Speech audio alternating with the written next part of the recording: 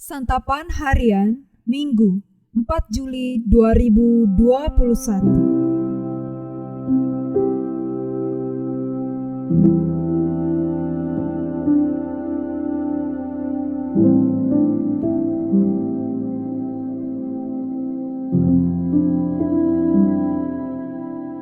Inilah program Santapan Harian, sebuah program yang mengajak Anda menelusuri isi Alkitab, agar Anda menemukan makna firman Tuhan sesuai dengan konteksnya. Santapan Harian tertuju bagi Anda yang ingin memiliki kehidupan rohani yang segar, kuat, dan sigap.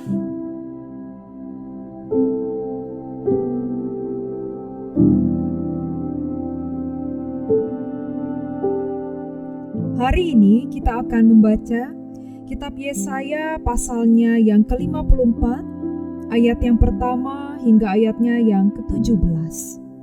Namun sebelumnya, mari kita berdoa. Tuntunlah kami ya Bapa di dalam perenungan firman-Mu saat ini. Di dalam kasih Putra-Mu, Kristus Yesus, kami berserah. Amin. Yesaya 54 ayat 1-17. Bersorak-sorailah, hai si mandul yang tidak pernah melahirkan. Bergembiralah dengan sorak-sorai dan memekiklah, hai engkau yang tidak pernah menderita sakit bersalin. Sebab yang ditinggalkan suaminya akan mempunyai lebih banyak anak daripada yang bersuami, firman Tuhan. Lapangkanlah tempat kemahmu, dan bentangkanlah tenda tempat kediamanmu. Janganlah menghematnya. Panjangkanlah tali-tali kemahmu, dan pancangkanlah kokoh-kokoh patok-patokmu.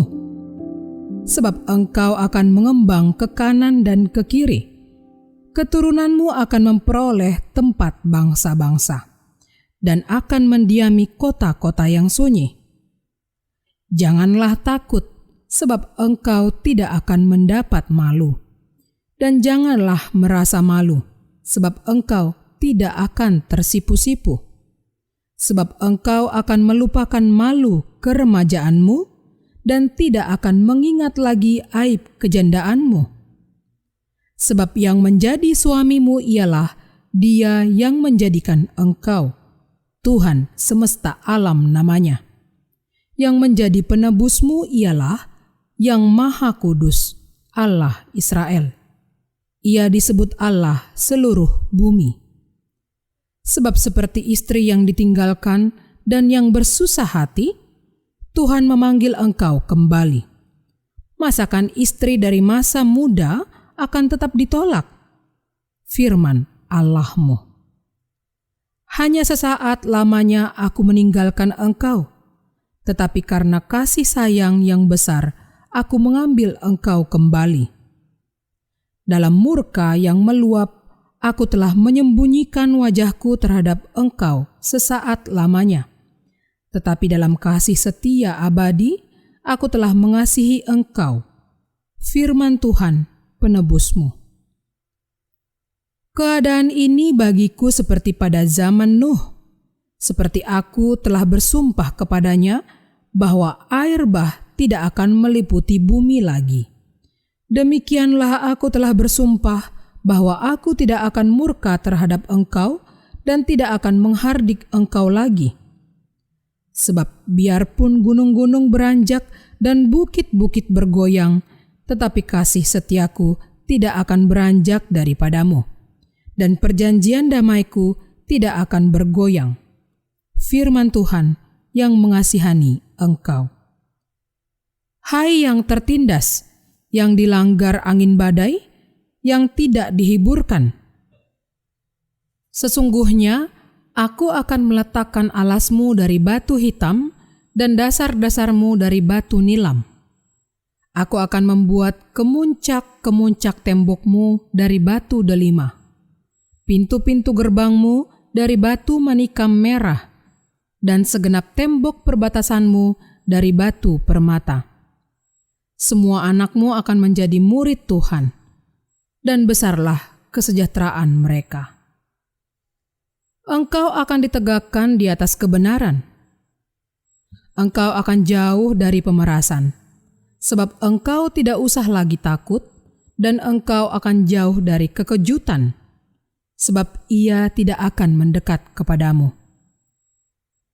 Apabila orang menyerbu, itu bukanlah daripadaku. Siapapun yang menyerbu engkau, ia akan rebah melawan engkau. Sesungguhnya, akulah yang menciptakan tukang besi, yang menghembus api dan menghasilkan senjata menurut kecakapannya. Tetapi akulah juga yang menciptakan pemusnah untuk merusakkannya. Setiap senjata yang ditempa terhadap engkau tidak akan berhasil, dan setiap orang yang melontarkan tuduhan melawan engkau dalam pengadilan akan engkau buktikan salah. Inilah yang menjadi bagian hamba-hamba Tuhan dan kebenaran yang mereka terima daripadaku. Demikianlah firman Tuhan.